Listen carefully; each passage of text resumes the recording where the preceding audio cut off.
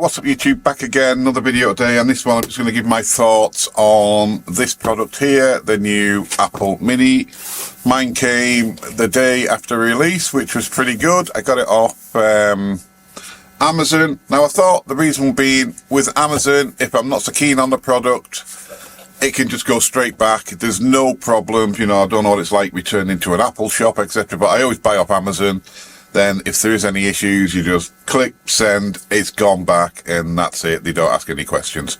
So, initial thoughts. Right, so first off, if you are upgrading to one of these and you are not running everything on USB-C, you are going to need some of these little things here, which is a little USB to USB-C adapter. I'll leave a link to them. They're on Amazon, about £3. So I think you got 3 of them, something like that. Anyway, a little bargain. So if you've got like keyboard or anything like that, that is just standard USB.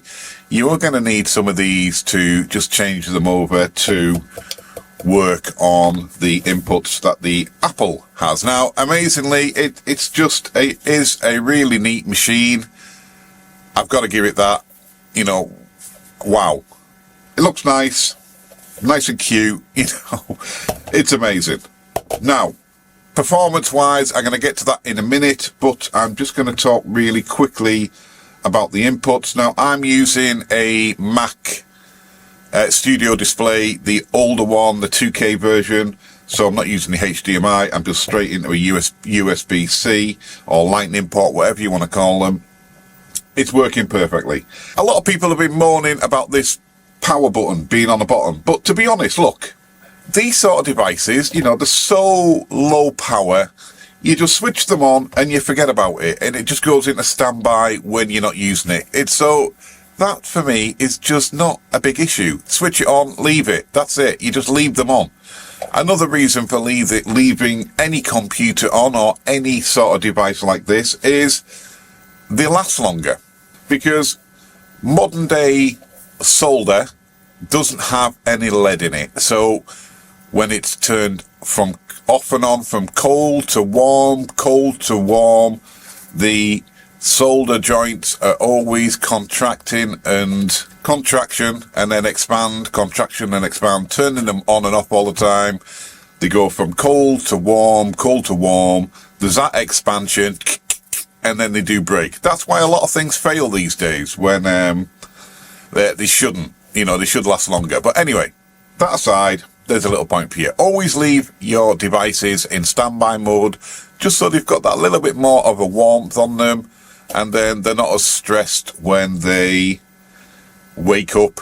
Yeah, performance-wise, now if you're upgrading from an M1, 8 gig, 16 gig, etc., to this, then I would say jump in and do the upgrade 100%. You know, the M1s came out in 2020, I think it was, and you know, the 4-year life cycle, it's definitely worth an upgrade. Now if you're on the M2 chips, 8 gig, I would definitely move up to this one, 16 gig minimum. But if you're on the 16 gig M2, I don't think it's worth you upgrading. Now, that's only my opinion. You might want to upgrade because it looks great, blah, blah, blah. But from a performance point of view, I don't think you're going to see a lot of change. That's only my personal opinion. You know, I might be doing something wrong, but from what I can see, the performance improvements are not, you know, depending what you're doing, but, you know, I'm using Final Cut Pro, etc. I'm not seeing a massive change apart from, you know, exporting files and that. They are quicker. But I think if you were on M2, 16 gig or whatever, one of these Mac Mini machines or whatever, I don't think the upgrade is going to be worth it as much for you. I would just wait till your unit fails and then buy one. But don't just upgrade for the sake of it. For me, this unit didn't really cost me much. I got my Mac M1 16 gig, Mac Mini M1. I whacked it on eBay. I think it sold for about $390.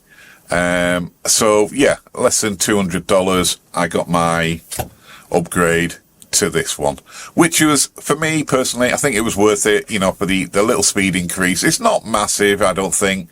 You know, all these people who've had one given for free, you know, they're raving them. They are a good machine, but speed-wise, it's an improvement. Is it worth upgrading? M1, yes. M2, I'm not so sure, to be fair.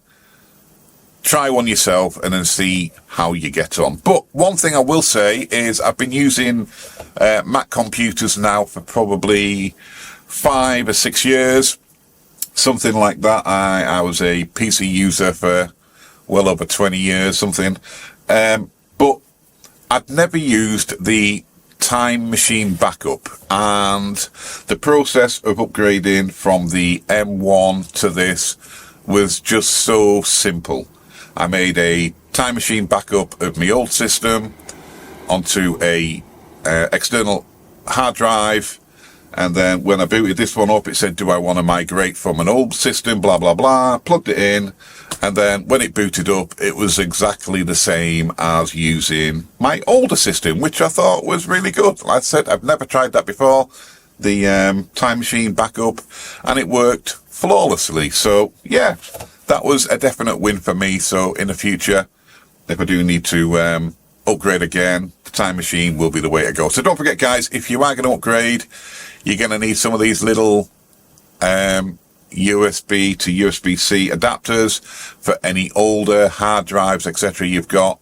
But for the money I've paid, I'm happy. So don't forget, guys, like, subscribe, and we'll see you in the next video. Thank you.